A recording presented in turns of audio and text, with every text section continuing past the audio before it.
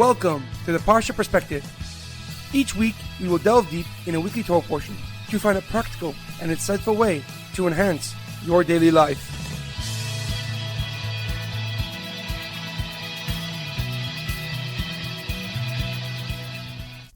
Thank you for tuning in. My name is Rabbi Shalom Yemini, and each week we will look into the weekly Torah portion to find practical and insightful ways to enhance your daily life. This week's Parsha Perspective is in loving memory of Shlomo Ben Edward, Edward Ben Efraim, Leah Bas Moshe, and Yaakov Ben Issur. May their souls be uplifted and may their memories be a blessing for their families. This week's Parsha Perspective is in honor of the Refuah Shlema of Shaul Ben Berta, Sasson Ben Batia, and Yirachmiel Ben Tova Basha. May they have a complete and speedy recovery. Please check out ParshaPerspective.com to download a PDF version of this podcast to read at your Shabbos table. This week's Torah portion is Parshas Devarim. This Shabbos has a unique name called Shabbos Chazon, the Shabbos of vision, because we read a special Haftorah, a special reading from the prophets, the Nevi'im, beginning with the words Chazon Yeshayahu, the vision of Yeshayahu. Yeshayahu envisioned and told the Jewish people about the punishment they will receive for rebellion against Hashem. However, he concludes with the prophecy of the ultimate redemption and the coming of Moshiach. Our Parsha begins the last book of the Torah, Sefer Devarim. With just 37 days left to live, Moshe Rabbeinu gathers the nation for his final address.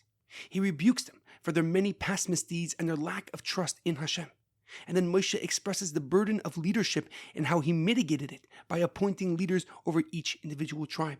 He recounts the spies' frightening reports of the land of Israel and the drastic consequences that came from it.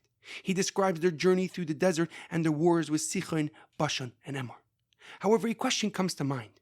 Our Parsha begins with the statement, Eile hadvarim asher diber Moshe al kol Yisrael. These are the words that Moshe spoke to the entire Jewish nation. But why does the Torah need to write Eile hadvarim, these are the words asher diber Moshe that Moshe spoke, rather than just say Vayidaber Moshe al kol bnei Yisrael, and Moshe spoke to the entire Jewish nation? What do Eile hadvarim, these words, add to the message that Moshe is trying to convey and impart to his nation before his death? Rashi on this pasuk, Rav Shlomo Yitzchaki, the foremost commentary on the Torah, answers this question by explaining that Moshe was delicately rebuking the Jewish people. The term in Hebrew, Devarim, has a few different interpretations. The first translation is words, like the conventional understanding of our pasuk. These are the words that Moshe spoke to the entire Jewish nation. The second translation is things, meaning these are the things that Moshe spoke about to the entire Jewish people. Rashi explains that Moshe was hinting and alluding to the things that the Bnei Yisrael, the Jewish people, did wrong and the locations that they happened in. Since it was Moshe's final few days on earth and his final speech to the Jewish nation, he implied his rebuke rather than stated outright. He did not want to lead the nation that he led from slavery to Mount Sinai with a feeling of criticism and critique, because Moshe understood that people mostly remember and relate to the ending rather than the beginning. However, Rabbi Lord Jonathan Sacks of blessed memory, the former chief rabbi of Great Britain, gives a deeper and more profound explanation in his book Covenant and Conversation. Rabbi Sacks explains that Moshe in his last 37 days transformed into a role that he is immortalized by. Moshe Rabbeinu, Moshe our teacher. In Parsha Shemais, we read about the story of the burning bush. Once, while following a lone sheep, Moshe came across a bush on fire. But when he came closer, a voice rang out and told him to take off his shoes because he was standing on holy ground. God then revealed himself to Moshe and commanded him to lead the Jewish people out of Egypt. But Moshe did not eagerly accept this job. He told God that he has a lisp and won't be able to represent him correctly. But God responded back to Moshe that he is the one who gives a person the power of speech, and therefore Moshe must assume the job and leadership role that God has in mind for him.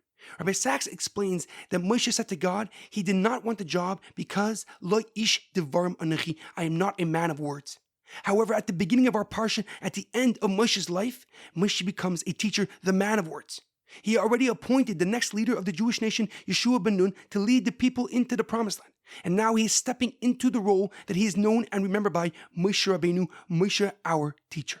In fact, the words that Moshe spoke in the book of Devarim endured, prevailed, and remain true till this very day, because Moshe was talking to the entire Jewish nation for all of time. And he gave us the outline and method to live a life with happiness, meaning, and most importantly, a deep connection to God. And all this coming from a person who thought that he is lo ish devarim, not a man of words. The lesson that we learn from here is ever more prevalent as we approach the saddest day in the Jewish calendar, Tisha B'Av, a day that will live in infamy and sorrow until the ultimate redemption will take place. Since when Moshe sent the spies to scout out the land, and they returned back with a negative report about Israel, God condemned that generation to die in the desert. But Hashem also told Moshe that if the Jewish people are crying about my land, I will give them what to cry about. According to the Talmud, the spies returned to Moshe on Tisha B'Av, starting a domino effect that we feel till today. Beginning with their words on Tisha B'Av, the spies convinced an entire nation to be scared of the land promised to us through our forefathers Abraham, Yitzchak, and Yaakov. Following up with the destructions of both temples, both Batia Mikdash in Jerusalem, and the slaughter of over 500,000 Jews in the city of Berta. And more recently, the approval of the final solution in Germany, the mass deportation of the Warsaw Ghetto to Treblinka extermination camps. The words you speak create the environment that you, your family, and the next generations will live by. There's an amazing quote, "Speech has power.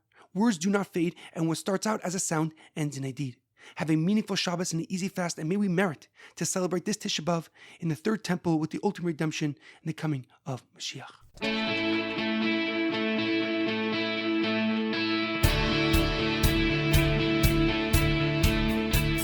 Thank you for tuning in to the Parsha Perspective.